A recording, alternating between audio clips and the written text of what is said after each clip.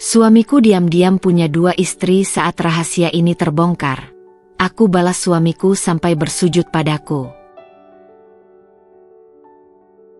Halo Bunda, semoga Bunda semuanya dalam keadaan sehat dan bahagia ya. Sebelum masuk ke ceritanya, jangan lupa like, komen dan subscribe channel ini ya. Selamat menonton. Aku selalu percaya pada Mas Angga. Sejak awal menikah, ia adalah suami yang bertanggung jawab, perhatian, dan tak pernah menunjukkan tanda-tanda yang membuatku curiga. Ia bekerja di sebuah perusahaan yang cukup besar di kota, dan sejak awal aku sudah tahu bahwa pekerjaannya mengharuskannya sering bepergian. Setiap minggu, selalu ada jadwal dinas keluar kota selama 3 hari. Aku pikir itu adalah hal yang wajar. Semua orang punya kesibukan, bukan? Awalnya, aku tidak pernah mempertanyakan hal itu. Aku justru merasa beruntung karena ketika ia kembali, ia selalu membawa oleh-oleh kecil untukku. Kadang makanan khas daerah yang ia kunjungi, kadang pernak-pernik lucu yang katanya mengingatkannya padaku. Aku selalu tersenyum setiap kali menerima hadiah-hadiah itu. Aku berpikir, Mas Angga adalah suami yang baik, pekerja keras, dan tetap mengingatku meskipun ia jauh. Namun, setelah beberapa bulan, aku mulai menyadari sesuatu yang aneh. Mas Angga selalu pergi dengan jadwal yang sangat teratur. 3 hari dalam seminggu, lalu pulang, dan 3 atau 4 hari bersama di rumah sebelum kembali dinas lagi. Tidak pernah kurang, tidak pernah lebih. Ketika aku bertanya apakah ia tidak pernah mendapatkan jadwal dinas yang berbeda, ia hanya tertawa kecil dan berkata, "Kantor sudah mengatur semuanya. Aku hanya menjalankan tugas." Aku mengangguk saat itu, menerima jawabannya tanpa banyak berpikir. Namun, lama-kelamaan, perasaan aneh mulai muncul dalam hatiku. Setiap kali ia pulang, aku memperhatikan bahwa ada hari-hari di mana ia tampak kelelahan, seakan habis bekerja keras, tapi di hari lain, ia justru terlihat lebih segar, lebih bahagia, seperti seseorang yang baru saja kembali dari liburan. Aku mencoba mengabaikan pikiran buruk yang mulai mengusik kepalaku, tapi semakin aku mengabaikannya, semakin rasa itu tumbuh. Suatu malam, ketika kami sedang makan malam bersama, aku mencoba bertanya lebih dalam. "Mas, kok setiap dinas selalu 3 hari ya? Nggak pernah berubah? Biasanya, kalau orang kerja kan ada perubahan jadwal. Kadang lebih lama, kadang lebih cepat." Mas Angga yang sedang mengunyah makanannya terdiam sesaat. Ia meneguk air putihnya sebelum menjawab, "Iya, memang begitu aturan dari kantor. Kan ada banyak proyek yang harus dikerjakan. Jadi, biar semua tim dapat giliran, jadwalnya diatur seperti itu." Jawabannya terdengar masuk akal. Tapi entah kenapa ada sesuatu dalam nada suaranya yang membuatku meragukannya. Aku menatap wajahnya, mencari tanda-tanda kebohongan, tapi ia tampak biasa saja. Aku pun menghela napas dan mencoba menepis pikiranku sendiri. Namun, ada satu hal yang membuatku semakin curiga. Setiap kali ia kembali dari dinas, aku memperhatikan aroma tubuhnya. Terkadang, ia memakai parfum yang biasa ia gunakan, tapi di lain waktu, ada aroma yang berbeda, lebih manis, lebih feminin. Awalnya aku berpikir mungkin itu karena hotel tempatnya menginap menggunakan pewangi tertentu, tapi lama-kelamaan, alasan itu tidak terasa masuk akal lagi. Selain itu, ada hal kecil lainnya. Aku perhatikan bahwa setiap kali ia pulang dari dinas, ia selalu mencuci sendiri bajunya yang ia bawa dari luar kota. Aku sempat menawarkannya untuk mencucikan, tapi ia menolak dengan alasan tidak mau merepotkanku. "Udah, sayang. Nanti Mas aja yang urus. Kamu kan udah cukup capek ngurus rumah," katanya sambil tersenyum. Dulu, aku merasa tersentuh dengan perhatiannya itu. Tapi sekarang, aku mulai bertanya-tanya, apakah itu benar perhatian? Atau ada sesuatu yang ia sembunyikan? Aku mencoba meyakinkan diriku sendiri bahwa aku hanya terlalu curiga. Bahwa aku hanya seorang istri yang terlalu banyak berpikir. Tapi tetap saja, perasaan itu terus mengganggu hatiku. Aku tidak tahu apakah ini hanya perasaanku saja, ataukah aku mulai menemukan sesuatu yang seharusnya tidak kutemukan. Yang jelas, untuk pertama kalinya dalam pernikahan kami, aku merasa ada jarak di antara kami. Jarak yang tidak terlihat, tapi terasa begitu nyata. Aku mencoba mengabaikan pikiranku sendiri. Aku tidak ingin menjadi istri yang curigaan, tidak mau menjadi wanita yang terus-menerus mengawasi suaminya dengan penuh prasangka. Aku selalu percaya bahwa kunci pernikahan yang bahagia adalah kepercayaan. Tapi semakin aku berusaha menenangkan hatiku, semakin banyak hal yang membuatku ragu. Setiap kali Mas Angga pulang dari dinas, aku mulai memperhatikan hal-hal kecil yang dulu tidak pernah kuperhatikan. Seperti cara ia selalu terburu-buru membersihkan isi tasnya sebelum aku sempat melihatnya. Aku tidak pernah peduli sebelumnya, tapi kini aku menyadari bahwa ia selalu menyimpan sesuatu dengan tergesa-gesa. Entah itu nota pembayaran hotel, tiket pesawat, atau bahkan sekadar struk belanja. Pernah suatu kali aku melihat secari kertas terlipat di dalam sakunya sebelum ia buru-buru memasukkannya ke dalam dompet. Saat aku bertanya, ia hanya tersenyum dan berkata, "Oh, ini cuma catatan kecil dari kantor. Nggak penting."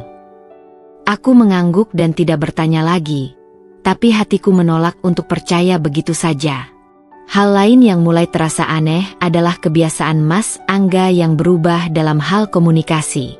Dulu, ketika ia sedang dinas, ia selalu sempat mengirim pesan atau meneleponku sebelum tidur. Bahkan jika ia sibuk sekalipun, ia selalu menyempatkan waktu untuk mengabarkan bagaimana harinya berjalan. Tapi kini, pola itu mulai berubah. Kadang-kadang ia baru menghubungiku di tengah malam dengan alasan rapatnya panjang atau pekerjaannya menumpuk. Ada saat-saat di mana aku meneleponnya, tapi tidak diangkat. Saat aku menanyakan alasannya, ia selalu punya jawaban yang terdengar masuk akal. "Maaf ya, sayang, tadi aku ketiduran habis kerja. Capek banget," katanya suatu malam ketika akhirnya ia meneleponku setelah aku mencoba menghubunginya berkali-kali. Aku ingin mempercayainya, sungguh. Tapi ada sesuatu dalam suaranya yang terdengar tidak biasa. Ada juga perubahan dalam caranya memperlakukanku. Bukannya aku ingin mengeluh, tapi Mas Angga yang dulu sangat hangat dan perhatian kini seringkali tampak seperti seseorang yang sedang memikul beban berat di pikirannya. Ia sering melamun ketika kami sedang bersama. Terkadang ia terlihat gelisah, seperti seseorang yang takut ketahuan sesuatu. Aku bertanya-tanya, apakah pekerjaannya semakin berat? Ataukah ada hal lain yang mengganggunya? Suatu malam, setelah Mas Angga pulang dari dinas, aku memutuskan untuk mencoba sesuatu. Aku ingin melihat reaksinya. "Mas, tadi aku ngobrol sama temenku. Katanya suaminya juga sering dinas keluar kota. Tapi nggak seketat jadwal Mas. Kantor Mas beneran ketat banget ya aturannya?" Tanyaku sambil berpura-pura santai. Mas Angga, yang sedang melepas jam tangannya, berhenti sejenak sebelum tersenyum kecil. "Iya, beda kantor, beda aturan, sayang. Mungkin di kantornya nggak banyak proyek yang harus ditangani." Aku mengangguk, pura-pura menerima jawabannya begitu saja. Tapi jauh di dalam hatiku, aku tahu ada sesuatu yang tidak beres. Beberapa hari kemudian, saat aku sedang mencuci pakaian, aku menemukan sesuatu yang membuatku semakin yakin bahwa Mas Angga menyembunyikan sesuatu dariku. Di saku celananya, aku menemukan selembar struk restoran yang berasal dari kota yang berbeda dari yang ia sebutkan padaku. Aku membaca detailnya dengan hati berdebar. Tanggalnya cocok dengan hari ia dinas. Tapi nama kota di struk itu bukan kota yang ia katakan padaku sebelumnya. Tanganku bergetar saat aku menggenggam kertas itu.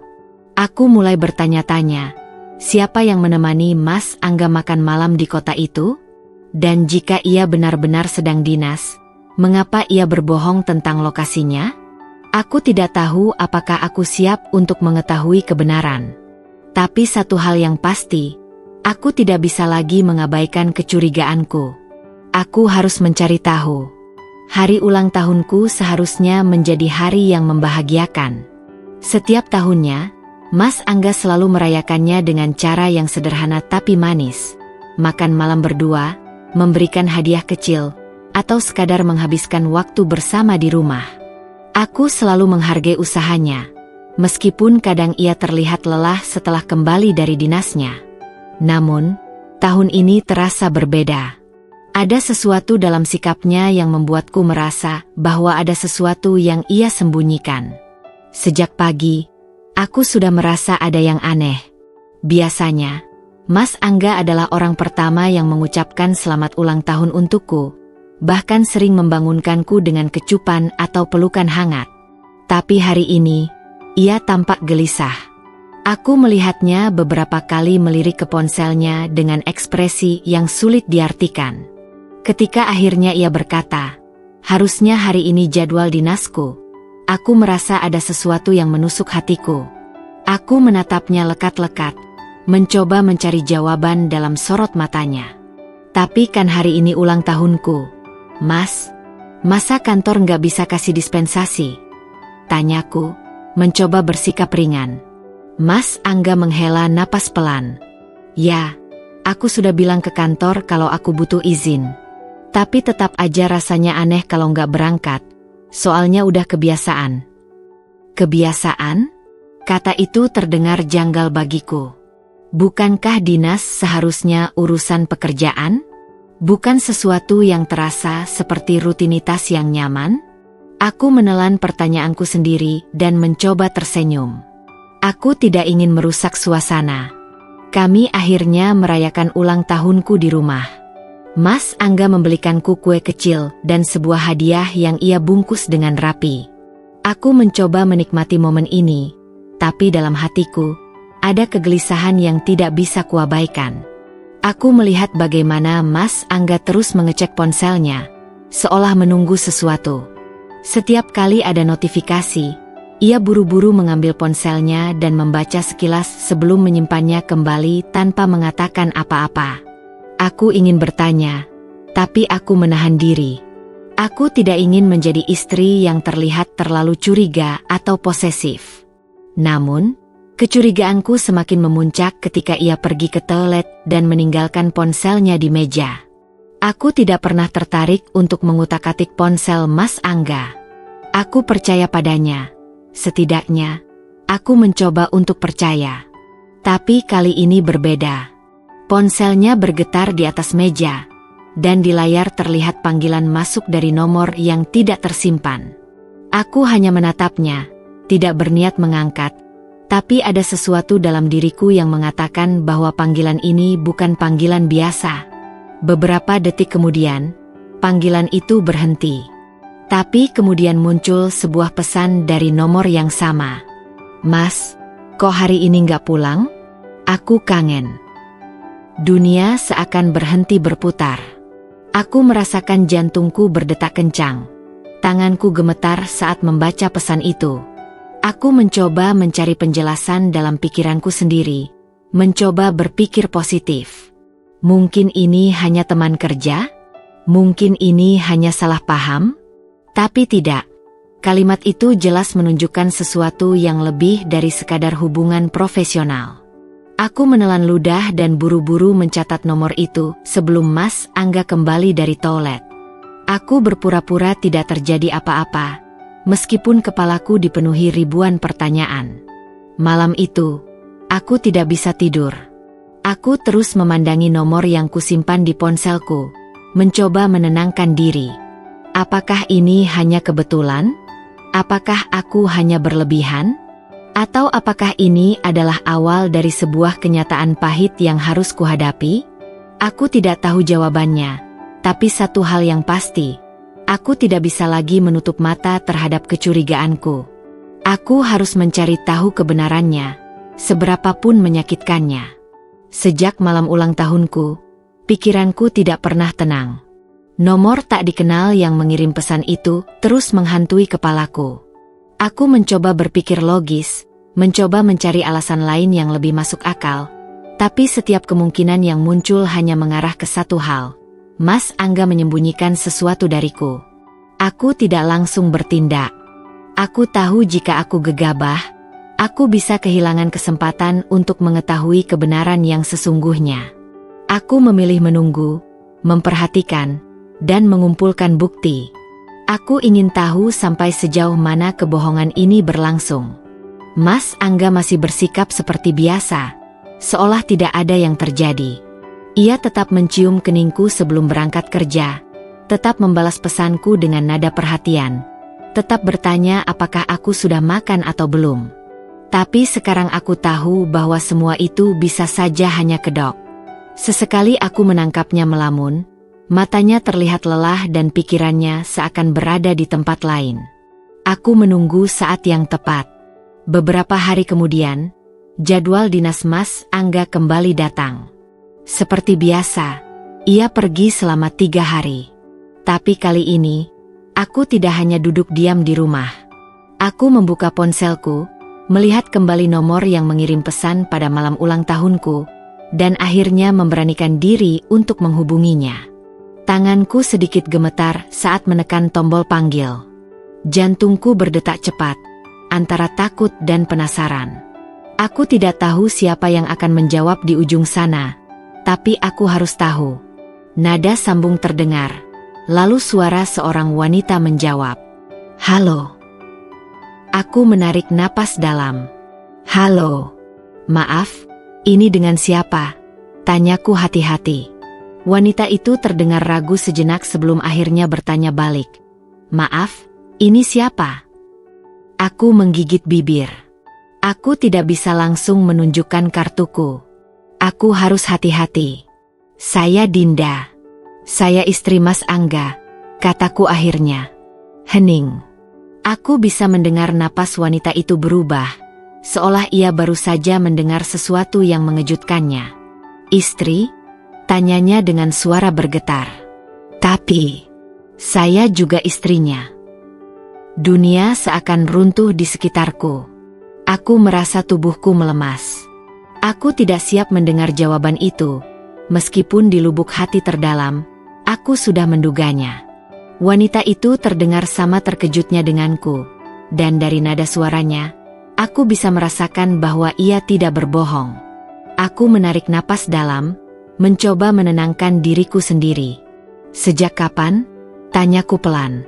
"Aku menikah dengan Mas Angga 2 tahun lalu," jawabnya dengan suara yang masih terdengar syok. 2 tahun. Itu berarti selama 2 tahun terakhir, aku telah berbagi suami tanpa pernah mengetahuinya.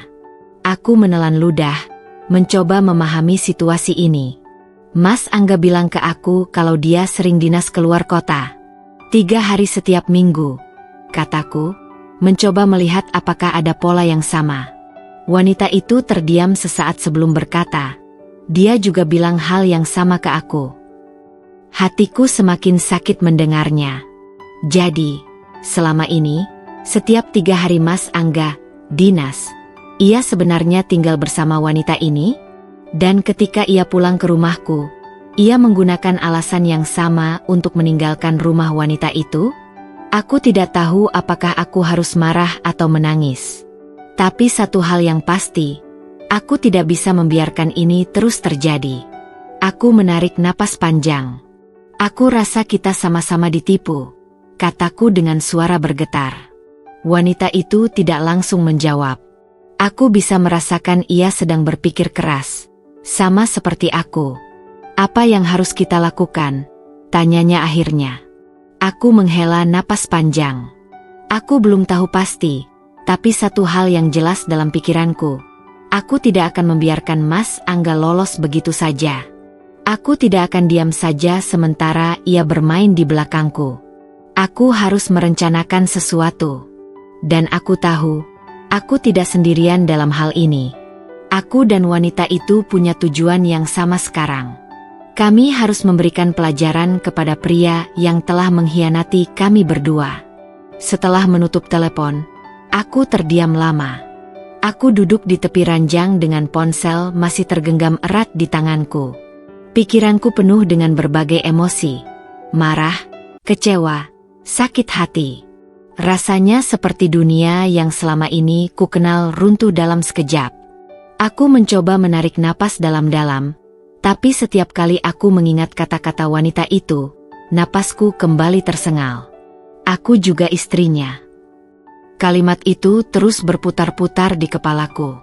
Aku merasa seperti orang bodoh yang telah tertipu selama ini.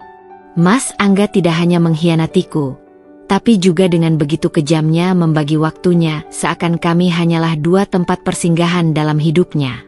Seakan aku dan wanita itu hanyalah jadwal dalam kalendernya yang bisa ia atur sesuai keinginannya. Aku menatap cermin di hadapanku, mencoba menenangkan diri. Aku tahu aku tidak boleh gegabah. Jika aku langsung menyerang Mas Angga dengan tuduhan ini, ia bisa saja membalikkan keadaan dan memutarbalikkan fakta. Aku harus cerdas. Aku harus bermain dengan caraku sendiri. Pikiranku kembali ke wanita yang tadi meneleponku. Aku bahkan belum tahu namanya, tapi kami memiliki satu kesamaan. Kami sama-sama dikhianati oleh pria yang sama. Itu berarti, untuk pertama kalinya dalam hidupku, aku memiliki sekutu dalam menghadapi masalah ini. Aku mengambil ponselku lagi dan mengirim pesan kepadanya. Aku ingin bertemu. Kita perlu bicara lebih lanjut. Tidak butuh waktu lama sebelum pesanku dibalas. Aku juga ingin bertemu. Katakan saja kapan dan di mana. Aku menetapkan waktu dan tempat untuk bertemu dengannya di sebuah kafe yang tidak terlalu ramai di pinggiran kota. Aku memilih tempat itu dengan hati-hati. Aku tidak ingin mengambil risiko ada orang yang mengenaliku atau mengenalnya. Aku tidak tahu bagaimana rupa wanita itu, tapi aku penasaran. Apakah dia lebih cantik dariku? Lebih muda? Lebih menarik? Pikiran itu membuatku semakin muak. Keesokan harinya, aku tiba lebih awal di kafe yang telah kami sepakati. Tanganku sedikit gemetar saat menggenggam cangkir kopi, bukan karena udara dingin, melainkan karena emosi yang masih menggelegak di dadaku. Aku menatap ke arah pintu, menunggu kedatangannya. Tak lama kemudian, seorang wanita masuk dan melihat ke sekeliling. Saat matanya bertemu denganku, aku langsung tahu bahwa dialah orangnya. Ia berjalan mendekat dengan ragu, dan aku bisa melihat ekspresi yang sama di wajahnya, campuran antara marah, terluka, dan kebingungan. Ia duduk di depanku tanpa berkata apa-apa, hanya menatapku dengan sorot mata penuh pertanyaan. Aku Dinda, kataku pelan, mencoba mengawali percakapan. Aku Rina, jawabnya. Suaranya juga terdengar tegang. Kami saling menatap selama beberapa detik sebelum akhirnya aku memutuskan untuk langsung ke inti pembicaraan. Kita harus melakukan sesuatu. Rina menghela napas panjang. Aku juga berpikir begitu. Tapi bagaimana?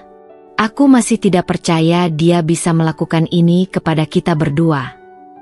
Aku mengepalkan tanganku di atas meja.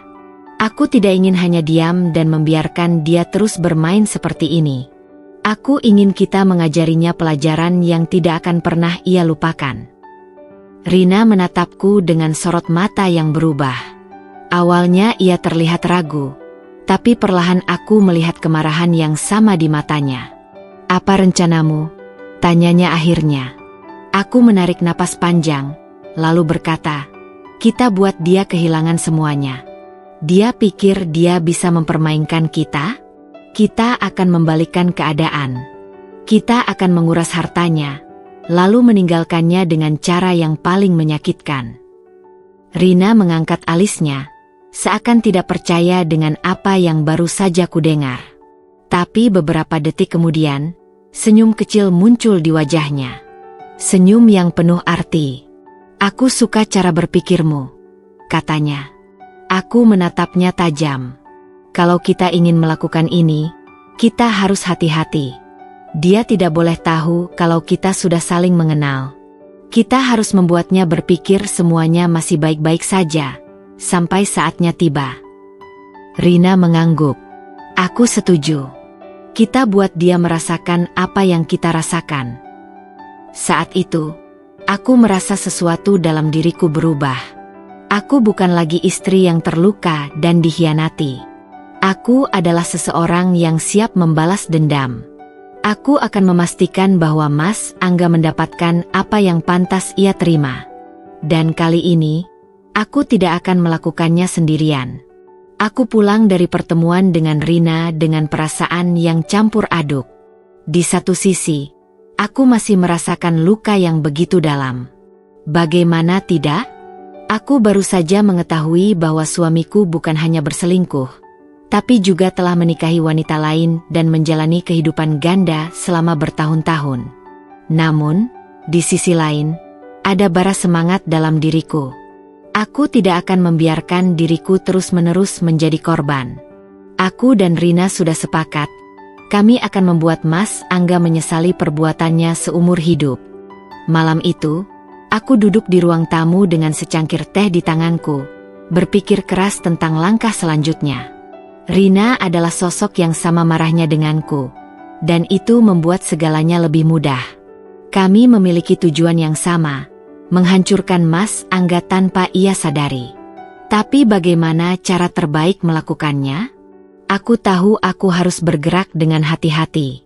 Aku memutuskan untuk tetap bersikap seperti biasa di depan Mas Angga. Aku tidak boleh menunjukkan tanda-tanda kecurigaan atau kemarahan. Aku harus menjadi istri yang sabar, penuh perhatian, dan tetap mencintainya seperti sebelumnya. Aku ingin dia percaya bahwa aku tidak tahu apa-apa. Keesokan harinya, ketika Mas Angga pulang dari dinasnya, aku menyambutnya dengan senyum seperti biasa. Aku berusaha menekan gejolak emosiku dan bertindak seolah tidak ada yang berubah. "Mas capek?" tanyaku sambil mengambil tas kerjanya. Ia tersenyum tipis. "Lumayan. Dinas kali ini cukup melelahkan." Aku menatap wajahnya. Aku tahu betul bahwa 3 hari terakhir ia bukan benar-benar bekerja. Ia menghabiskan waktu di rumah Rina, berpura-pura sibuk di luar kota sementara aku di rumah dengan sabar menunggunya pulang. Mengetahui kenyataan itu membuatku ingin melempar sesuatu ke arahnya. Tapi aku harus tetap tenang. Aku mengangguk kecil. "Aku udah masakin makanan kesukaan Mas. Ayo makan dulu." Mas Angga tersenyum dan mengikuti langkahku ke ruang makan. Aku mengawasinya dengan seksama saat ia menikmati makanannya. Ia terlihat santai, tidak menyadari bahwa aku sekarang tahu semua kebohongannya. Saat makan malam selesai, aku bersandar di bahunya dan berkata dengan nada lembut, "Mas, aku kepikiran sesuatu." Apa?" tanyanya sambil mengusap rambutku. "Aku kepikiran untuk investasi. Tabungan kita cukup banyak, dan aku merasa kita harus mulai menyiapkan sesuatu untuk masa depan," kataku, mencoba terdengar seperti istri yang bijaksana. Mas Angga mengerutkan kening. "Investasi? Maksudnya gimana?" Aku tersenyum manis. "Aku lihat ada beberapa peluang bagus. Aku bisa urus semuanya. Mas nggak perlu repot. Mas kan sibuk kerja. Jadi, kalau Mas setuju, aku bisa mulai mengelola keuangan kita." Aku bisa melihat matanya sedikit menyipit, seolah sedang menganalisis kata-kataku. Tapi aku sudah siap dengan peran ini. Aku tetap tersenyum lembut, menatapnya dengan penuh harapan. Seakan aku hanya istri polos yang ingin membantu suaminya mengatur masa depan mereka. Mas Angga menghela napas sebentar, lalu akhirnya mengangguk. "Ya sudah, kalau kamu yakin. Tapi jangan gegabah, ya." Aku tersenyum, menahan kegembiraan di dalam hati. "Tentu, Mas. Aku akan berhati-hati." Aku mulai menikmati permainan ini. Setiap kali aku melihat Mas Angga tersenyum tanpa sadar bahwa ia sedang dimanipulasi, aku merasa puas. Aku tidak lagi hanya seorang istri yang tersakiti. Aku adalah seorang wanita yang mengambil kendali atas hidupnya sendiri. Namun, aku tahu bahwa permainan ini belum selesai. Aku dan Rina harus terus berhati-hati, karena satu kesalahan kecil bisa membuat semuanya berantakan. Mas Angga mungkin seorang pembohong, Tapi aku tidak akan meremehkan kecerdasannya. Kami harus menunggu waktu yang tepat untuk pukulan terakhir. Saat ia sudah kehilangan semua yang ia punya, saat ia tidak bisa lagi mengendalikan situasi, saat itulah kami akan menjatuhkan bom terakhir, perceraian. Dan saat hari itu tiba, aku ingin melihat ekspresi keterkejutan di wajahnya. Aku ingin melihat bagaimana ia menyesali semua yang telah ia lakukan. Aku tidak akan membiarkan pengkhianatan ini berlalu begitu saja. Ini bukan hanya tentang balas dendam.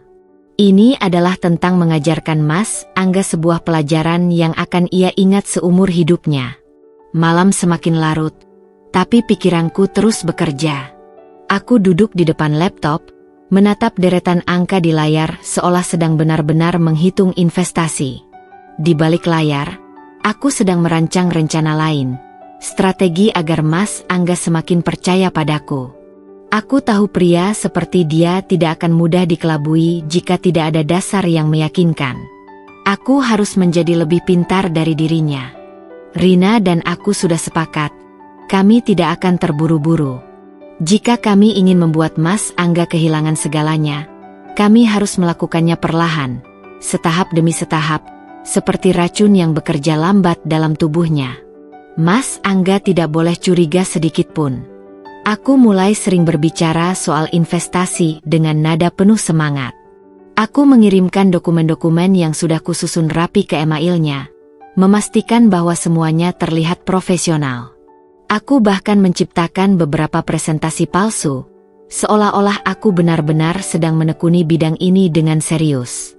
Mas, lihat ini.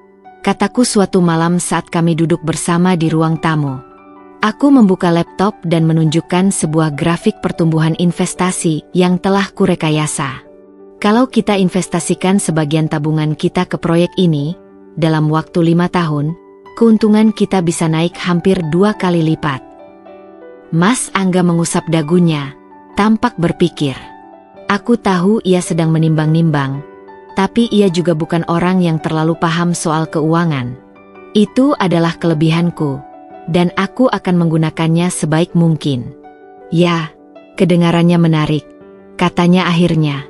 Tapi kamu yakin ini aman? Aku tersenyum lembut, berusaha meyakinkannya. Tentu saja, Mas. Aku sudah berkonsultasi dengan beberapa orang yang paham di bidang ini. Mas nggak perlu khawatir. Mas Angga mengangguk pelan. Ya sudah, kalau kamu yakin. Tapi jangan sampai berisiko tinggi. Ya. Aku mengangguk cepat, menekan tangannya dengan lembut. Aku nggak akan gegabah, Mas. Ini demi masa depan kita. Dalam hati, aku menahan tawa. Demi masa depan? Tidak. Ini demi kehancurannya. Di sisi lain, Rina juga menjalankan perannya dengan sempurna. Ia mulai sering meminta Mas Angga mengirimkan uang dengan berbagai alasan. Mulai dari renovasi rumah, biaya pengobatan orang tuanya, hingga bisnis kecil-kecilan yang ingin ia bangun. Mas, aku butuh tambahan dana untuk renovasi dapur, katanya dalam salah satu rekaman percakapan yang dikirimkannya kepadaku. Aduh, sayang.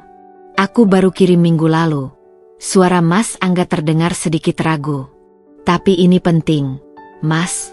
Aku pengen rumah kita nyaman. Lagi pula, bukannya Mas selalu bilang kalau Mas ingin aku bahagia. Hening sebentar. Lalu, dengan nada pasrah, Mas Angga menjawab, iya deh, nanti aku transfer lagi. Aku membaca percakapan itu dengan senyum kemenangan. Mas Angga benar-benar tidak sadar bahwa ia sedang terjebak dalam permainan yang kami rancang. Setiap minggu, jumlah uang yang berpindah tangan semakin banyak. Aku memastikan bahwa sebagian besar tabungan yang ada di rekening bersama kami mulai beralih ke rekening pribadiku. Aku juga menyimpan bukti transaksi ini dengan rapi.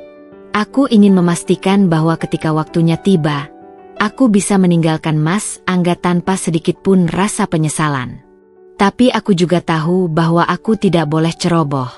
Mas Angga masih pria yang cerdas. Jika ia mulai merasa keuangannya berkurang terlalu drastis, ia bisa saja mulai menyelidikinya. Oleh karena itu, aku selalu menciptakan alasan-alasan logis yang membuatnya merasa aman. Suatu malam, saat kami sedang bersantai di kamar, Mas Angga bertanya, "Sayang, kok saldo rekening kita kayaknya mulai berkurang, ya? Aku lihat beberapa transaksi besar belakangan ini." Aku menahan napas sejenak sebelum tersenyum dan menjawab dengan suara santai, "Oh, itu karena aku sudah mulai memasukkan dana ke beberapa investasi kita, Mas. Tenang aja, aku simpan semua catatannya. Uangnya nggak hilang, kok. Nanti kalau Mas mau lihat, aku bisa tunjukkan semuanya." Mas Angga tampak berpikir sejenak, lalu mengangguk. "Oh, ya sudah. Aku percaya sama kamu." Aku menghembuskan napas lega dalam hati. Ia masih berada dalam kendaliku. Beberapa minggu berlalu, dan jerat kami semakin kencang. Mas Angga mulai terbiasa dengan pengeluaran besar ini, dan ia tidak lagi terlalu memperhatikannya. Ia percaya bahwa aku sedang mengelola investasi dengan baik, sementara di sisi lain, Rina terus meminta uang darinya dengan berbagai alasan. Aku dan Rina sering bertukar kabar, memastikan bahwa rencana kami berjalan mulus. Kami harus tetap kompak, karena satu kesalahan kecil bisa membuat semuanya berantakan. "Hari ini dia kirim 5 juta lagi ke aku," tulis Rina dalam pesannya. "Bagus. Aku juga baru pindahin dana dari rekening bersama ke rekening pribadiku," balasku. Kami berdua saling memahami satu sama lain, bukan sebagai rival, tapi sebagai sekutu dalam balas dendam. Dan aku tahu, semakin lama Mas Angga terjebak dalam permainan ini, semakin besar kehancuran yang menantinya. Aku tidak akan berhenti sampai ia benar-benar jatuh. Beberapa minggu berlalu sejak aku dan Rina memulai rencana kami. Sejauh ini, semuanya berjalan dengan lancar. Mas Angga tidak pernah curiga, bahkan semakin percaya padaku. Ia pikir aku adalah istri yang setia dan penuh perhatian. Padahal setiap hari aku semakin mendekatkannya pada kehancurannya sendiri. Namun, seperti halnya setiap permainan, selalu ada risiko yang menyertainya. Aku menyadari bahwa jika aku tidak berhati-hati, satu kesalahan kecil saja bisa membuat semua usahaku berantakan. Dan hal itu hampir terjadi pada suatu malam ketika Mas Angga tiba-tiba bertanya sesuatu yang tidak kuduga.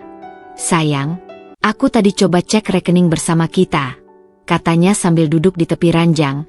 Suaranya terdengar santai tapi ada nada penasaran di dalamnya. Aku yang sedang sibuk dengan ponsel, pura-pura tidak terlalu memperhatikan. "Oh ya? Kenapa, Mas?" tanyaku sambil tersenyum. "Aku cuma kepikiran aja. Aku kan jarang ngecek, jadi tadi sekalian lihat saldo. Aku perhatiin ada beberapa transaksi besar yang gak aku ingat pernah aku setujui," katanya sambil mengernyitkan dahi. Jantungku berdebar, tapi aku harus tetap tenang. Aku tidak boleh menunjukkan kepanikan sedikit pun. Aku menaruh ponselku di meja dan menatapnya dengan ekspresi santai. "Oh, itu pasti investasi yang aku masukin. Kan aku udah bilang sebelumnya. Aku ambil sebagian tabungan kita buat investasi yang kita rencanakan," jawabku dengan nada seolah tidak ada yang aneh. Mas Angga mengangguk, tapi aku bisa melihat ia masih berpikir. "Iya, aku tahu. Tapi jumlahnya lumayan besar, ya." Aku tersenyum, berusaha membuatnya merasa bodoh karena mempertanyakan hal itu. "Ya iyalah, Mas. Kalau mau hasil besar, investasinya juga harus besar. Kalau kita cuma masukin sedikit, keuntungannya juga sedikit. Lagi pula, aku punya semua catatannya. Aku bisa tunjukin ke Mas kalau Mas mau," kataku dengan suara meyakinkan. Ia menatapku selama beberapa detik, lalu menghela napas dan mengangguk. "Ya sudah, aku selalu percaya sama kamu," katanya akhirnya. Aku tersenyum lega dalam hati. Hampir saja. Namun, percakapan itu memberiku peringatan. Aku harus lebih berhati-hati. Aku mulai menyusun strategi agar Mas Angga tidak punya alasan untuk mengecek keuangan kami terlalu sering. Salah satunya adalah dengan membuatnya semakin sibuk. Aku mulai mendorongnya untuk mengambil lebih banyak pekerjaan di kantornya. Setiap kali ia tampak ragu, aku akan memujuknya dengan kata-kata yang lembut.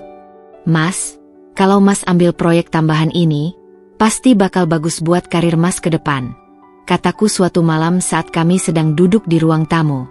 Tapi aku udah cukup sibuk, sayang. Aku takut nggak punya cukup waktu buat istirahat, jawabnya sambil menghela napas. Aku menatapnya dengan penuh perhatian. Tapi ini kesempatan yang bagus, Mas. Lagi pula, kalau kita punya pemasukan lebih banyak, kita bisa lebih cepat mencapai tujuan keuangan kita.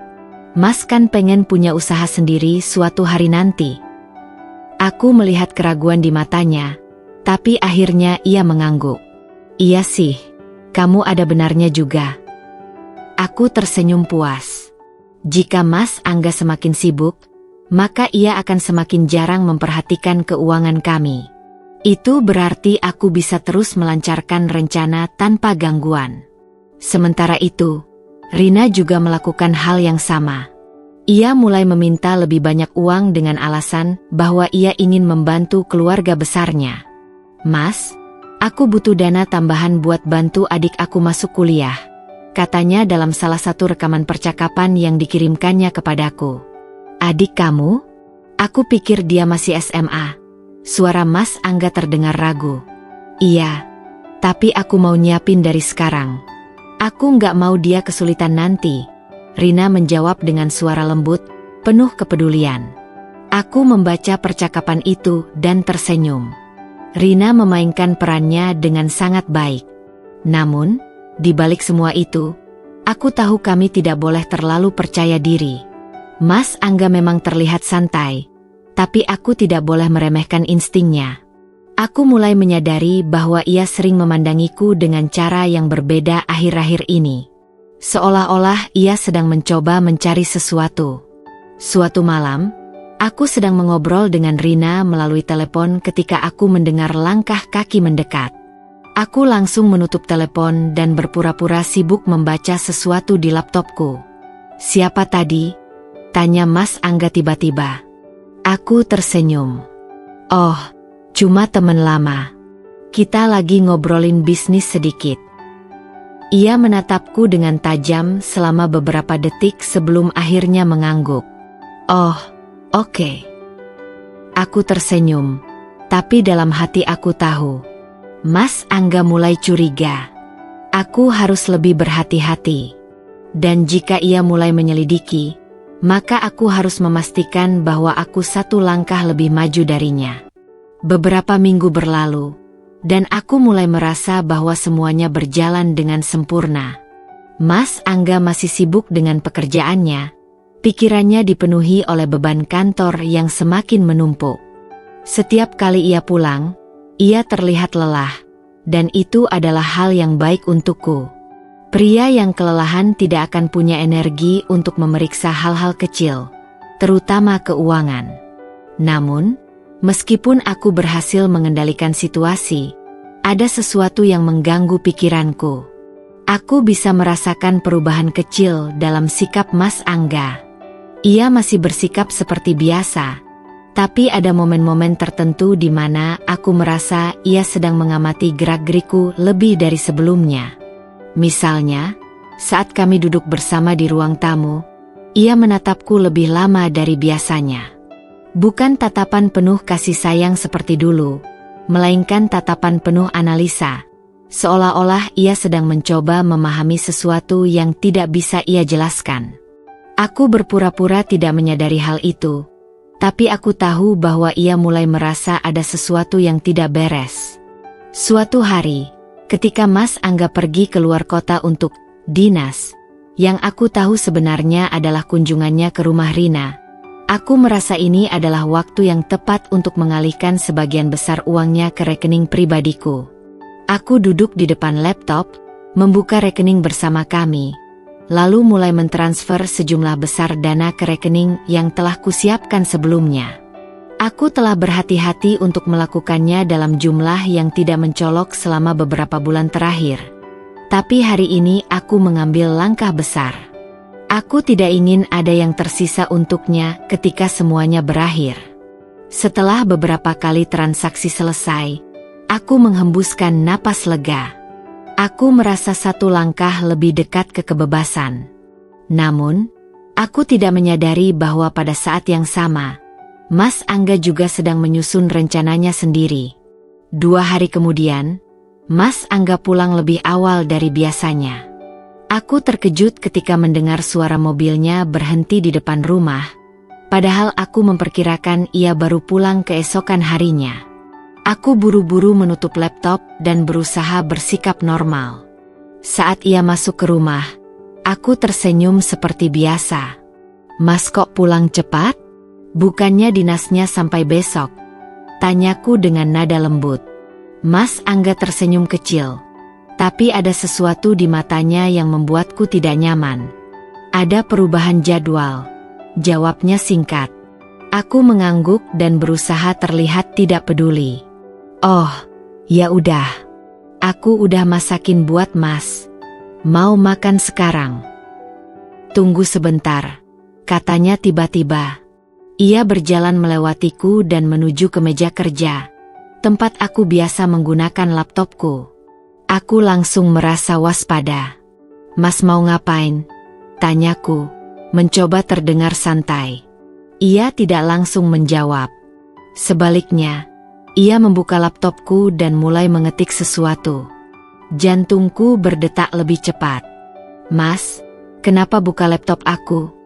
tanyaku lagi, kali ini sedikit lebih tegang. Ia menoleh padaku, matanya tajam. "Aku cuma mau cek sesuatu. Aku penasaran dengan investasi yang kamu bilang itu." Darahku langsung terasa membeku. Aku tidak menyangka ia akan menanyakan ini sekarang.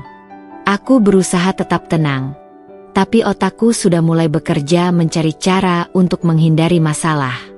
"Mas nggak percaya sama aku?" tanyaku dengan nada lembut, mencoba membelokkan pembicaraan. Mas Angga menatapku selama beberapa detik sebelum akhirnya tersenyum kecil. "Bukan gitu, sayang. Aku cuma penasaran aja. Selama ini aku percaya penuh sama kamu, tapi aku rasa aku juga harus mulai ikut memantau, kan?" Aku menggigit bibir. Jika ia mulai mencari-cari bukti, cepat atau lambat ia akan menemukan sesuatu. Aku tidak boleh membiarkan itu terjadi. Aku berjalan mendekatinya dan memeluknya dari belakang, menyandarkan kepalaku di bahunya. "Mas, aku ngerti kok. Tapi serius, aku udah urus semuanya dengan baik. Kalau Mas mau lihat laporan lengkapnya, aku bisa jelasin nanti. Sekarang mending Mas istirahat dulu, kelihatan capek banget," bisikku, mencoba mengalihkan perhatiannya. Aku bisa merasakan tubuhnya sedikit mengendur. Lalu ia menghela napas panjang. "Ya udah deh. Aku mandi dulu, ya." Aku tersenyum lega saat melihatnya berjalan menuju kamar mandi. Aku langsung kembali ke laptopku dan menghapus semua jejak transaksi terbaru sebelum ia sempat menemukannya. Aku tahu aku tidak bisa terus menghindar seperti ini. Mas Angga sudah mulai curiga. Dan jika aku tidak segera mengambil langkah berikutnya, ia bisa saja menemukan kebenaran lebih cepat dari yang aku rencanakan. Aku harus mempercepat rencana kami. Aku mengirim pesan ke Rina. Dia mulai curiga. Kita harus bertindak lebih cepat. Tak lama, balasan dari Rina masuk. Aku setuju. Aku juga mulai merasa dia sering bertanya yang aneh-aneh ke aku. Kita harus segera menyelesaikan ini sebelum dia tahu semuanya. Aku menatap layar ponselku dengan perasaan campur aduk. Aku tahu aku semakin dekat dengan tujuanku, tapi aku juga sadar bahwa ini adalah titik paling berbahaya. Jika aku tidak hati-hati, semuanya bisa berantakan dalam sekejap. Hari demi hari berlalu dengan ketegangan yang semakin terasa. Aku bisa merasakan perubahan dalam cara Mas Angga menatapku, dalam cara ia berbicara, dalam kebiasaannya yang kini mulai berbeda dari sebelumnya. Jika dulu ia tampak santai dan tidak terlalu peduli dengan urusan rumah tangga maupun keuangan, kini ia terlihat lebih awas, seakan-akan sedang mengamati sesuatu yang tidak bisa ia jelaskan.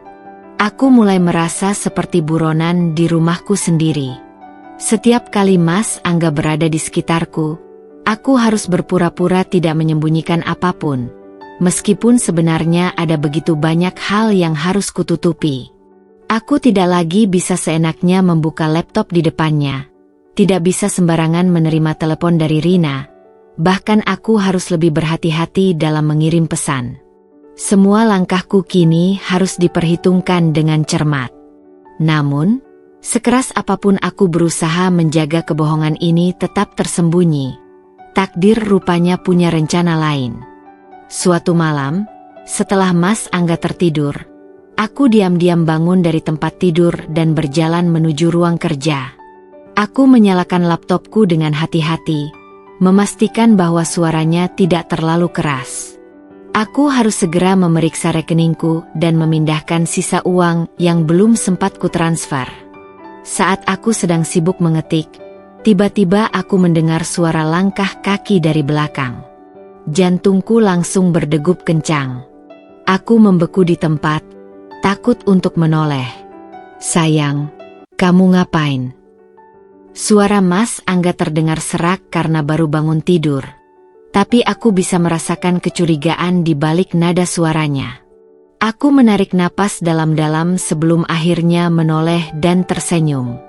"Aku cuma lagi cek laporan investasi kita, Mas. Aku takut ada yang terlewat." Mas Angga berjalan mendekat dan menatap layar laptopku. "Kok nggak pernah kasih tahu aku kalau kamu sering ngecek malam-malam gini?" tanyanya dengan alis berkerut. Aku menutup laptop dengan cepat, berpura-pura tidak ingin diganggu. "Aku nggak mau ganggu Mas aja. Aku tahu Mas capek, jadi aku urus semuanya sendiri." Namun, jawaban itu rupanya tidak cukup baginya. Ia berdiri di depanku, menatapku dengan tatapan yang sulit diartikan. Aku bisa melihat ada sesuatu yang berputar di pikirannya, sesuatu yang mungkin selama ini ia tahan, tapi kini mulai mendekati titik ledakan. "Aku mau lihat laporan investasinya," katanya tiba-tiba. Jantungku mencelos. Aku tidak menyangka ia akan langsung meminta hal itu. Selama ini, ia selalu mempercayaiku tanpa banyak bertanya. Tapi sekarang, ini berarti ia sudah sangat curiga. Aku mencoba bersikap setenang mungkin. "Besok aja ya, Mas. Aku udah capek, ini juga udah malam." Namun, Mas Angga tidak bergeming. "Aku mau lihat sekarang." Aku tahu aku tidak punya pilihan lain. Jika aku menolak, ia akan semakin curiga. Dengan tangan gemetar, aku membuka kembali laptopku dan menunjukkan dokumen-dokumen yang sudah kusiapkan untuk berjaga-jaga. Aku memang sudah mengantisipasi kemungkinan ini, jadi aku telah menyusun laporan keuangan palsu yang terlihat sangat meyakinkan. Mas Angga membaca dengan seksama. Matanya bergerak dari satu angka ke angka lainnya. Aku menahan napas, menunggu reaksinya. Beberapa menit kemudian, ia menghela napas dan menatapku. "Oke," katanya singkat. Aku tersenyum lega. "Udah percaya kan, Mas? Aku ini ngelakuin semuanya buat kita." Namun, saat aku hendak menutup laptop, aku melihat sekilas bayangan di matanya. Bukan kelegaan, melainkan kecurigaan yang lebih dalam. Aku tahu, meskipun ia tidak mengatakan apa-apa malam ini, ia tidak akan berhenti sampai menemukan kebenaran. Dan aku harus bersiap untuk menghadapi saat itu. Keesokan harinya, Mas Angga pulang lebih awal dari biasanya. Aku yang sedang memasak di dapur sedikit terkejut melihatnya berdiri di ambang pintu dengan ekspresi serius. "Ada apa, Mas? Kok pulang cepat?"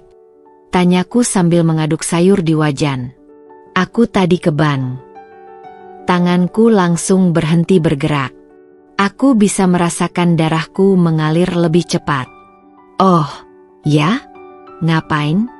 tanyaku dengan suara setenang mungkin. Mas Angga berjalan mendekat, menatapku lekat-lekat. "Aku cek rekening kita." Aku menelan ludah. Terus, ada yang aneh. Aku menghela napas dan berpura-pura tidak mengerti. "Aneh gimana, Mas?" Ia mengeluarkan ponselnya dan menunjukkan sebuah layar transaksi rekening yang mencatat beberapa transfer besar dalam beberapa bulan terakhir. "Ini semua kamu yang lakukan, kan?" Aku menelan ludah. Aku harus cepat berpikir. Jika aku menyangkal, ia akan semakin curiga. Tapi jika aku mengaku, semuanya bisa berantakan. "Aku udah bilang, Mas, itu untuk investasi kita," jawabku dengan suara selembut mungkin. Namun, kali ini Mas Angga tidak lagi percaya begitu saja. "Investasi di mana, sayang? Aku udah coba cek perusahaan yang kamu bilang, dan gak ada catatan bahwa kita pernah menanam modal di sana." Darahku langsung mengering. Aku tidak pernah menyangka ia akan sejauh ini dalam penyelidikannya. Aku mencoba tetap tenang.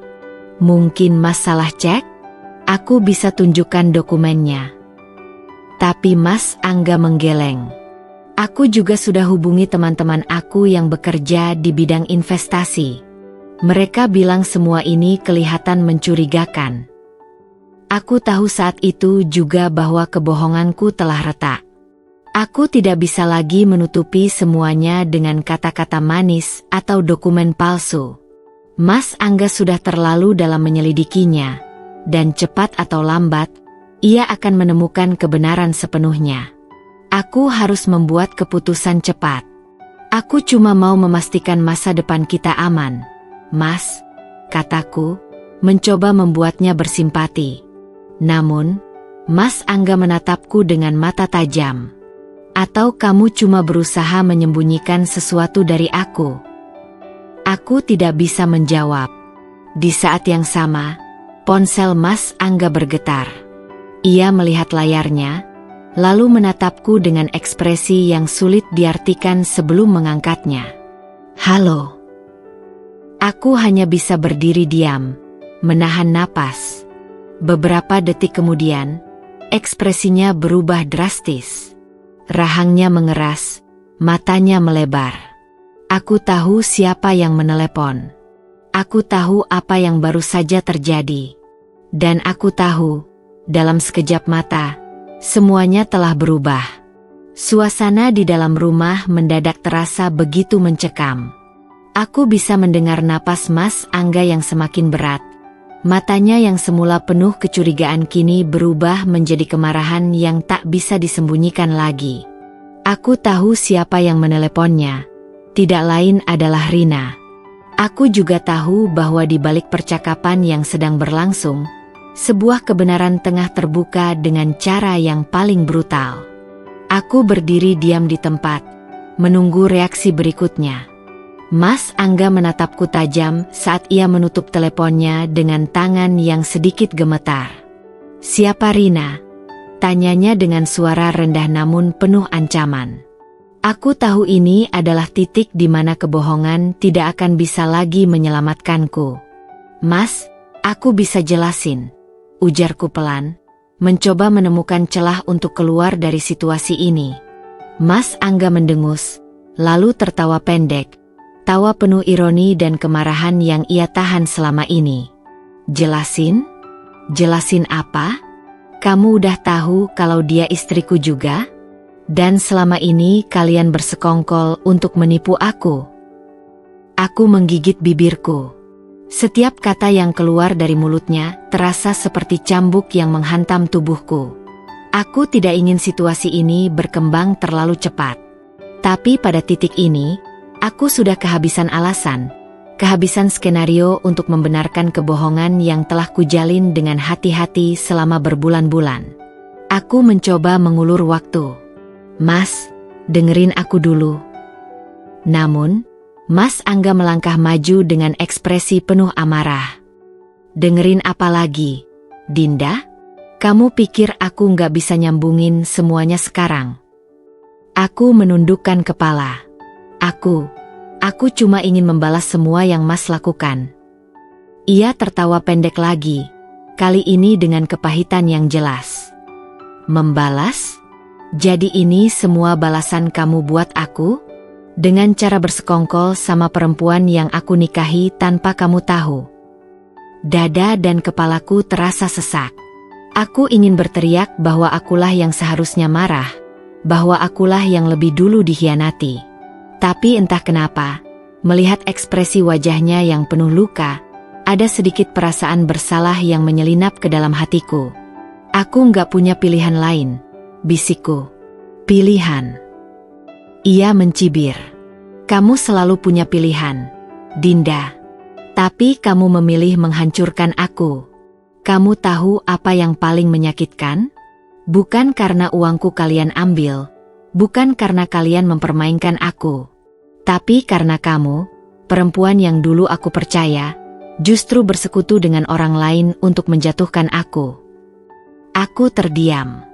Aku pikir aku akan merasa puas melihatnya hancur, melihatnya tak berdaya seperti ini. Tapi ada sesuatu di dalam diriku yang terasa pahit. Mas Angga meraih ponselnya dan menelepon seseorang. Aku panik. Mas, kamu mau ngapain? Ia tidak menjawab. Aku bisa melihat rahangnya mengeras saat ia berbicara di telepon. Pak Aryo, saya butuh bicara sama Bapak sekarang juga. Aku tersentak. Pak Aryo adalah atasannya di kantor. Jika Mas Angga bicara dengannya, maka seluruh rencana kami akan berantakan. Aku bisa dituntut, bisa kehilangan segalanya. Aku tidak bisa membiarkan itu terjadi. Dengan cepat, aku berlari dan mencoba meraih ponselnya. Mas, jangan. Namun, ia lebih cepat menghindar. Kamu takut sekarang? Bukannya tadi kamu begitu percaya diri mainin aku? Aku menggigit bibir. Aku tidak bisa kehilangan kendali sekarang. Mas, tolong. Aku bisa jelasin semuanya. Tapi jangan libatkan orang lain dulu. Ia menatapku dengan mata yang dingin. Kenapa? Supaya kamu punya waktu buat kabur? Buat nyiapin kebohongan lain.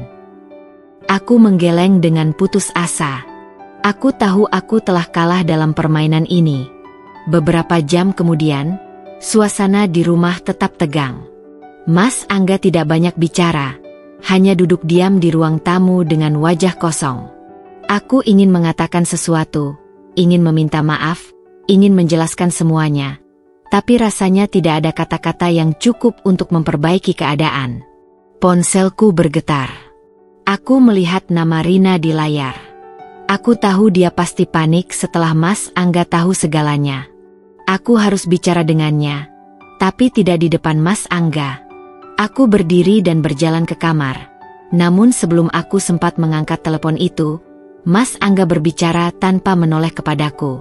Kalau kamu coba kabur atau menghubungi dia, aku nggak akan tinggal diam. Aku terdiam di tempat. Ia melanjutkan, suaranya dingin. Aku mungkin sudah kehilangan segalanya, tapi aku nggak akan membiarkan kamu dan dia lolos begitu saja. Aku menelan ludah. Aku pikir aku yang mengendalikan permainan ini. Tapi ternyata, aku sendiri yang kini terjebak di dalamnya. Malam itu terasa lebih panjang dari biasanya. Aku duduk di tepi ranjang, menatap ponselku yang masih bergetar dengan nama Rina di layar. Aku tahu dia pasti panik setelah Mas Angga mengetahui segalanya. Namun, aku juga tidak bisa menjawab panggilannya sekarang. Mas Angga masih ada di luar sana, duduk di ruang tamu dengan ekspresi dingin yang bahkan lebih menakutkan daripada kemarahannya tadi. Aku menarik napas panjang, mencoba menenangkan diri. Aku harus berpikir jernih. Rencana awalnya, aku dan Rina akan perlahan-lahan menarik uang dari rekening Mas Angga tanpa ia sadari. Lalu ketika saatnya tiba, kami berdua akan menceraikannya bersamaan. meninggalkannya dalam kehancuran yang setimpal dengan pengkhianatan yang ia lakukan. Tapi sekarang, semuanya telah berubah. Rahasia kami terbongkar lebih cepat dari yang aku duga, dan aku tidak tahu langkah apa yang harus kuambil selanjutnya. Aku menatap pintu kamar, mengintip keluar untuk memastikan Mas Angga masih di tempatnya. Namun, ketika aku melihat ke arah ruang tamu, ia sudah tidak ada di sana. Aku merasakan detak jantungku meningkat. Kemana dia pergi? Apakah dia keluar? Atau mungkin, aku tahu kamu sedang apa, Dinda. Aku hampir terlonjak saat mendengar suaranya di belakangku. Mas Angga berdiri di ambang pintu kamar dengan tatapan penuh arti. Aku tidak tahu sudah berapa lama dia berdiri di sana, tapi jelas dia telah mengawasiku selama ini. Aku nggak sedang melakukan apa-apa, jawabku cepat, mencoba bersikap tenang. Mas Angga tersenyum sinis. Bohong lagi. Ia melangkah masuk ke dalam kamar, membuatku mundur selangkah. Seberapa jauh kamu dan dia sudah merencanakan semua ini? Aku tidak menjawab. Aku tahu tidak ada gunanya berbohong lagi. Jadi selama ini, semua perhatianmu, semua yang kamu lakukan buatku, itu cuma bagian dari rencana. Tanyanya dengan suara pelan, tapi penuh emosi yang tertahan. Aku mengalihkan pandanganku. Aku ingin mengatakan bahwa aku pernah mencintainya, bahwa aku tidak benar-benar ingin menyakitinya. Tapi bagaimana aku bisa mengatakan itu sekarang? Setelah semua yang terjadi? Mas Angga tertawa kecil, tapi suaranya penuh kepahitan. Dinda, kamu tahu apa yang paling menyakitkan dari semua ini? Ia melangkah lebih dekat. Bukan karena uang yang kamu ambil, bukan karena kamu bersekongkol dengan perempuan lain, tapi karena kamu, yang dulu aku percaya, ternyata lebih kejam daripada yang pernah aku bayangkan. Aku merasakan hatiku mencelos. Aku pikir aku akan merasa puas melihatnya hancur, melihatnya merasa seperti aku saat mengetahui pengkhianatannya. Tapi mengapa kata-katanya menusuk lebih dalam daripada yang seharusnya? Aku menundukkan kepala. Mas, aku nggak butuh penjelasan. Potongnya cepat. Aku cuma mau tahu satu hal. Aku mengangkat wajahku, menatapnya dengan hati-hati. Sejak kapan kamu mulai melakukan ini? Aku terdiam. Mas Angga tersenyum pahit. Sejak pertama kali kamu tahu aku punya istri lain? Atau bahkan sebelum itu? Aku menggigit bibirku. Aku tidak tahu apakah aku harus jujur atau tetap diam. Tapi tatapan Mas Angga begitu tajam, seolah dia bisa membaca pikiranku. Setelah beberapa saat, aku menghela napas dan berkata pelan, aku mulai curiga sejak kamu selalu pergi selama 3 hari setiap minggu. Aku mencoba menahan diri, mencoba percaya sama kamu. Tapi pada akhirnya, aku tahu ada sesuatu yang kamu sembunyikan. Mas Angga tidak bereaksi. Ia hanya menatapku, seolah menunggu kelanjutannya. Aku melanjutkan dengan suara yang hampir bergetar. Aku nggak langsung bertindak, Mas. Aku berusaha menahan diri, berusaha mencari tahu dengan cara yang lebih halus. Tapi setiap kali aku bertanya, kamu selalu punya jawaban yang terlalu sempurna, terlalu dibuat-buat. Ia menghela napas berat, lalu duduk di tepi ranjang, menundukkan kepala. Dan saat kamu tahu soal Rina, kamu memilih membalasnya dengan cara ini. Aku mengangguk pelan. Suasana di kamar itu begitu sunyi, hanya ada napas kami yang terdengar samar. Aku tidak tahu apa yang ada di pikirannya sekarang. Aku tidak tahu apakah dia akan marah, apakah dia akan membalas dendam, atau apakah dia akan pergi meninggalkanku begitu saja. Tiba-tiba, ponselku kembali bergetar. Rina. Aku tahu aku harus menjawabnya. Aku harus memastikan dia baik-baik saja, memastikan kami masih berada di jalur yang sama. Tapi sebelum aku sempat menyentuh ponsel itu, Mas Angga sudah lebih dulu meraihnya. Apa yang kamu lakukan? Tanyaku dengan panik. Ia menatap layar sebentar, lalu tanpa ragu mengangkatnya. Halo. Aku merasakan seluruh tubuhku menegang. Di seberang telepon, aku bisa mendengar suara Rina yang terdengar cemas. Dinda, ada masalah. Mas Angga tadi menelepon seseorang di kantornya. Aku takut dia mau melaporkan kita. Mas Angga tersenyum dingin. Oh, jadi kalian memang sudah menduganya, ya? Suara Rina langsung terdiam. Aku bisa membayangkan wajahnya yang pasti pucat saat ini. Sayang sekali, lanjut Mas Angga, suaranya penuh ironi. Karena aku baru saja memastikan bahwa semua uang yang kalian ambil dari rekeningku sudah kulaporkan ke pihak berwenang. Aku merasakan napasku tercekat. Mas, jangan. Tapi Mas Angga menatapku dengan ekspresi yang tak bisa kutafsirkan. Dinda, kamu pikir kamu bisa menghancurkan aku dan pergi begitu saja? Aku mencoba merebut ponsel itu, tapi ia menjauhkan tangannya. Rina, aku harap kamu sudah siap menerima konsekuensinya, katanya sebelum menutup telepon dan melemparkan ponsel itu ke ranjang. Aku menatapnya dengan mata melebar. Mas, apa yang kamu lakukan? Ia bangkit berdiri, menatapku dengan tatapan penuh kemenangan. Aku hanya memastikan bahwa kalian mendapatkan apa yang pantas kalian terima. Jantungku berdegup kencang. Aku tidak percaya semua ini terjadi.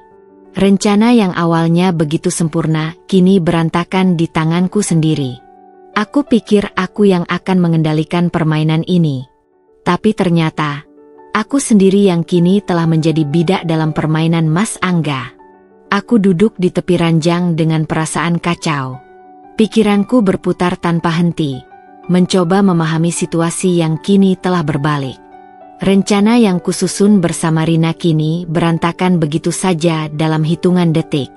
Aku pikir aku sudah memegang kendali, tapi kenyataannya, Mas Angga selalu selangkah lebih maju dariku. Di hadapanku, Mas Angga berdiri dengan ekspresi yang sulit diartikan. Ada kemarahan di matanya, tapi ada juga kekecewaan yang begitu dalam. Ia tidak langsung bicara, hanya menatapku seakan ingin memastikan bahwa aku benar-benar menyadari apa yang baru saja terjadi. Aku bisa mendengar detak jam di dinding, seakan menjadi satu-satunya suara yang mengisi ruangan yang penuh ketegangan ini. Aku nggak percaya, Dinda. Suaranya akhirnya memecah keheningan. Aku tahu aku salah. Aku tahu aku menyakitimu. Tapi aku nggak pernah berpikir kamu akan tega melakukan ini. Aku mengangkat wajahku, menatapnya dengan mata yang mulai memanas. Mas pikir aku tega? Aku melakukan ini karena aku nggak punya pilihan. Suaraku bergetar, penuh emosi yang selama ini kutahan. Mas Angga tertawa kecil, tapi tidak ada kebahagiaan di sana. Nggak punya pilihan, ulangnya dengan nada sinis.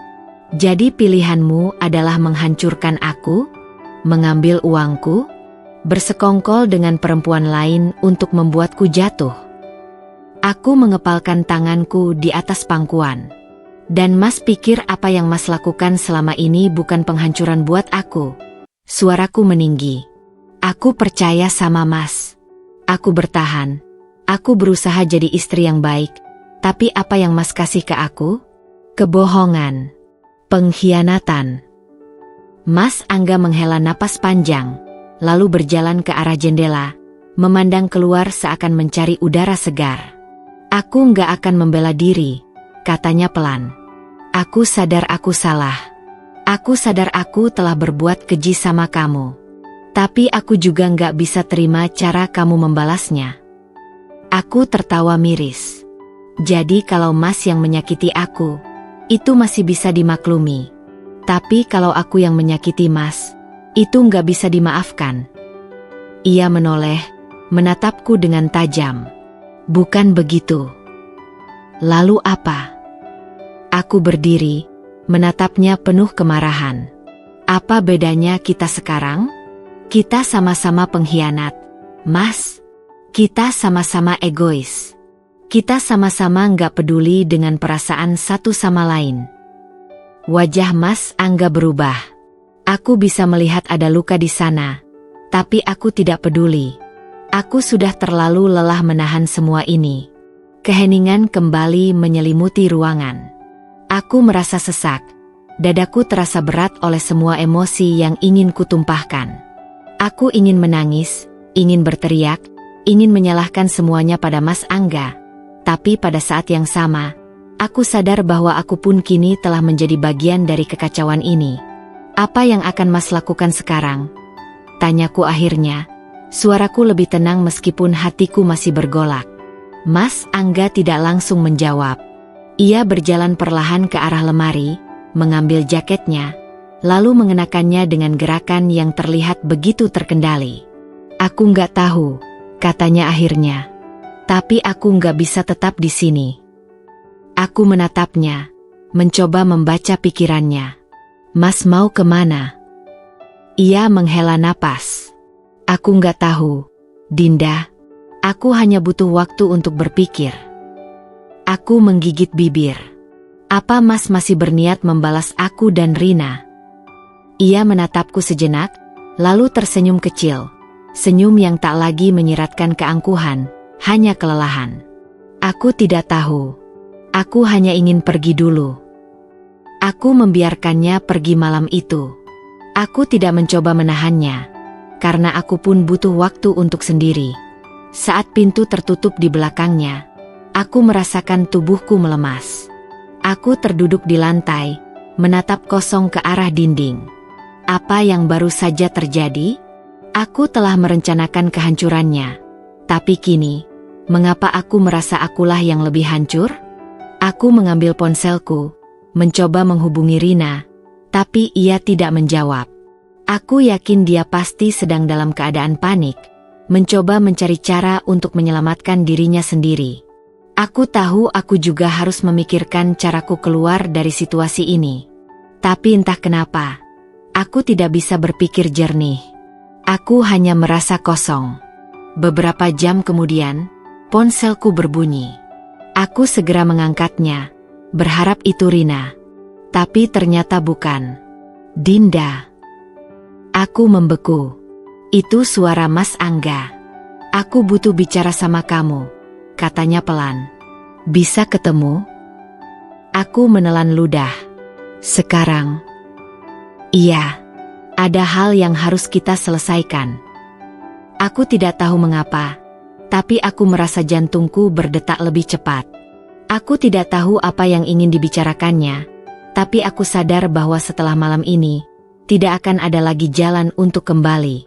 Aku hanya bisa berharap bahwa aku siap menghadapi apapun yang akan terjadi. Aku duduk di dalam mobil, tangan menggenggam erat setir. Aku belum menyalakan mesin, belum siap untuk melangkah ke tempat pertemuan yang telah Mas Angga tentukan.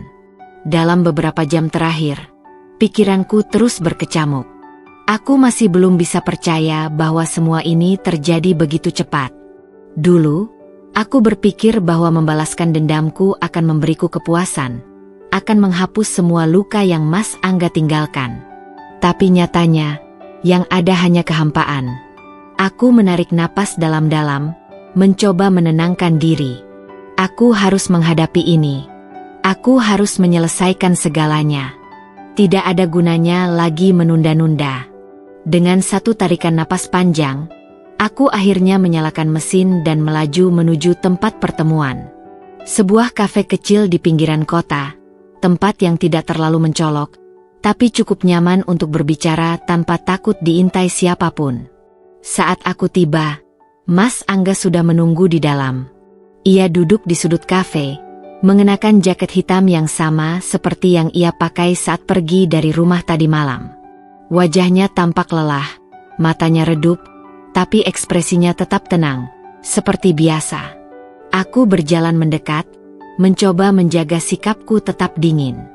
Aku duduk di hadapannya, tanpa berbicara lebih dulu. Pelayan datang dan menawarkan menu, tapi aku hanya memesan air putih. Aku tidak ingin berlama-lama di sini. Kenapa kamu minta ketemu? Tanyaku akhirnya, memecah keheningan. Mas Angga menatapku sejenak sebelum menjawab. Aku ingin bicara soal ini, katanya sambil mengeluarkan selembar kertas dari tasnya dan meletakkannya di atas meja. Aku melirik kertas itu. Sebuah dokumen perjanjian. Aku mengernyit, merasa tidak nyaman. Apa ini? Dinda, aku sudah berpikir sepanjang malam, katanya dengan nada datar. Aku nggak mau memperpanjang masalah ini lebih jauh. Aku nggak mau melibatkan hukum. Aku nggak mau melaporkan kamu atau Rina.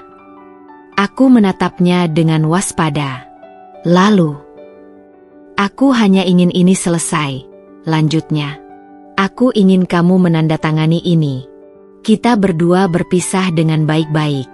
Aku tidak akan menuntut kamu atau Rina atas uang yang kalian ambil, asal kalian tidak mencoba menggangguku lagi setelah ini. Aku merasakan dadaku mengencang. Aku tidak menyangka Mas Angga akan menawarkan ini. Kupikir dia akan bertindak lebih kejam, akan mencari cara untuk membalas dendam. Tapi justru dia yang ingin mengakhiri semuanya dengan tenang. Aku mengambil dokumen itu dan membacanya dengan teliti. Isinya cukup jelas. Aku dan Rina harus setuju untuk tidak menuntut apapun dari Mas Angga setelah ini. Tidak boleh menghubunginya lagi, dan sebagai gantinya, dia tidak akan menuntut kami atas uang yang telah kami ambil darinya. Aku mendongak, menatapnya dengan curiga. Kenapa Mas melakukan ini? Kenapa nggak langsung balas dendam saja? Mas Angga tersenyum tipis, tapi ada kepahitan di sana.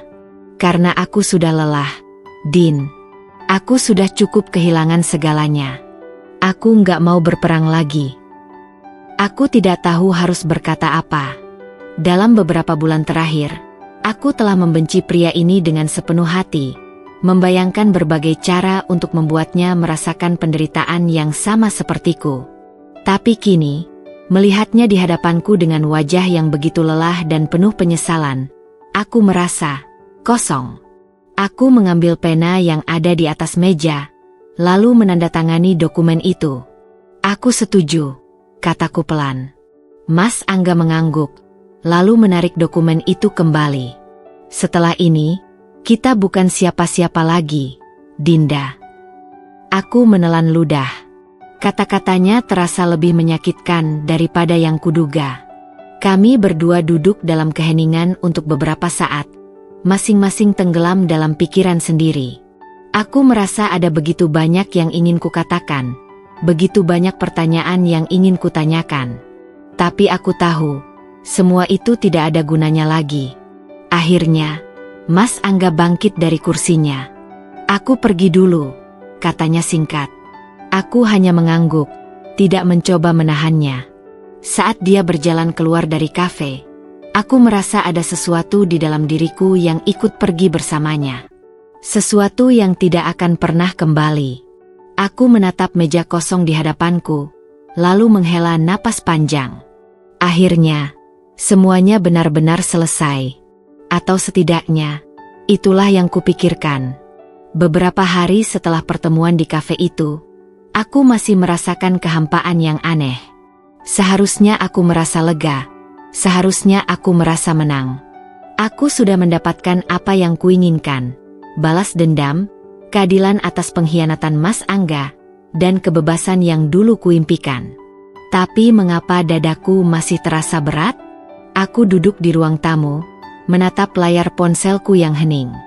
Aku ingin menghubungi Rina, ingin memastikan bahwa dia baik-baik saja setelah semua ini. Tapi entah kenapa aku ragu. Mungkin karena aku tahu, meskipun kami bersekongkol dalam rencana ini, hubungan kami bukanlah persahabatan yang sejati. Kami hanya dua wanita yang terjebak dalam situasi yang sama, lalu saling memanfaatkan untuk menjatuhkan pria yang telah menghancurkan kami. Aku akhirnya meletakkan ponsel dan bangkit dari sofa. Aku berjalan ke dapur, mencoba mengalihkan pikiranku dengan membuat secangkir teh. Namun, saat air mendidih di teko, pikiranku kembali melayang ke hari itu. Hari ketika aku menandatangani kesepakatan dengan Mas Angga. Masih terbayang jelas ekspresi wajahnya saat dia mengambil dokumen itu dariku. Ada sesuatu yang berbeda dalam dirinya. Mas Angga yang selama ini aku kenal adalah pria yang penuh percaya diri, yang selalu memiliki kendali atas segalanya. Tapi malam itu, dia terlihat seperti seseorang yang telah kehilangan arah. Aku mengaduk tehnya tanpa sadar, lalu mendesah panjang. Kenapa aku harus peduli? Bukankah ini yang aku inginkan? Bukankah aku ingin melihatnya hancur, sebagaimana dia telah menghancurkan aku? Tapi kenyataannya, aku tidak benar-benar menginginkannya. Aku hanya ingin dia mengerti rasa sakitku. Aku hanya ingin dia menyesali semuanya. Dan sekarang, setelah melihat bagaimana dia menerima semua ini tanpa perlawanan, aku tidak tahu lagi apa yang harus kurasakan. Saat aku duduk di meja makan dengan secangkir teh di tanganku, ponselku tiba-tiba berbunyi. Aku segera mengangkatnya, berharap itu Rina. Tapi saat melihat nama di layar, aku terkejut. Itu nomor tak dikenal. Jantungku berdetak lebih cepat. Aku ragu sejenak sebelum akhirnya menekan tombol hijau. Halo. Suara di ujung telepon terdengar pelan, hampir seperti bisikan. Dinda. Aku langsung mengenali suara itu. Itu suara Rina. Aku harus ketemu kamu, katanya cepat. Suaranya terdengar cemas. Aku mengernyit. Kenapa? Ada apa? Aku nggak bisa bicara di telepon. Kita ketemu, tolong, katanya mendesak. Aku merasa ada sesuatu yang tidak beres. Tapi aku tidak banyak bertanya lagi. Baiklah, di mana?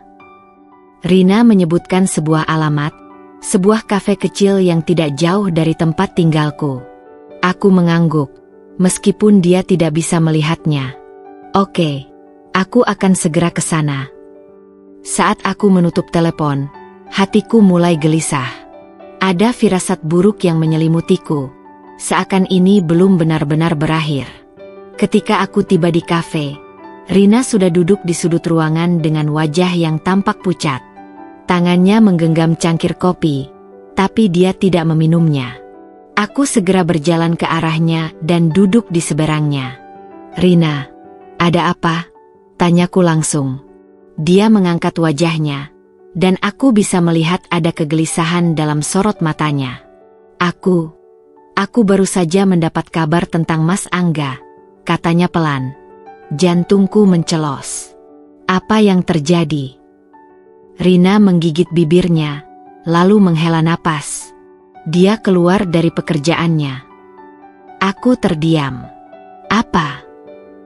Dia menghilang, Din. Lanjutnya, tidak ada yang tahu dia pergi kemana. Aku mendapat kabar dari seorang temanku yang bekerja di kantornya. Katanya, Mas Angga menyerahkan surat pengunduran diri tanpa penjelasan. Setelah itu, dia menghilang begitu saja. Aku menggenggam cangkir teh di depanku, mencoba menenangkan diri. Mungkin dia hanya ingin menjauh dari semuanya, kataku, meskipun dalam hati aku tidak yakin. Rina menggeleng. Aku tidak tahu, Din. Aku merasa ada yang aneh. Mas Angga bukan tipe orang yang menyerah begitu saja. Tapi sekarang, dia seakan menghilang dari dunia ini. Aku merasakan sesuatu yang aneh di dadaku. Kekhawatiran? Rasa bersalah? Aku tidak tahu. Tapi yang jelas, berita ini membuatku semakin gelisah. Apa yang harus kita lakukan? Tanyaku pelan. Rina mengangkat bahu. Aku juga nggak tahu. Aku hanya merasa, kita mungkin telah melakukan sesuatu yang terlalu jauh. Aku menatapnya lama. Selama ini, aku selalu berpikir bahwa Mas Angga adalah orang yang tidak bisa dihancurkan. Tapi ternyata, dia hanya manusia biasa. Dan kini, setelah semua yang kami lakukan, dia menghilang begitu saja. Aku tidak tahu apakah aku harus merasa puas atau justru menyesal. Yang aku tahu, perasaan ini tidak akan mudah hilang begitu saja. Hari-hari berlalu dengan perlahan, namun kehampaan yang kurasakan tak kunjung hilang. Aku pikir, setelah semua ini berakhir, aku akan bisa melanjutkan hidupku dengan tenang.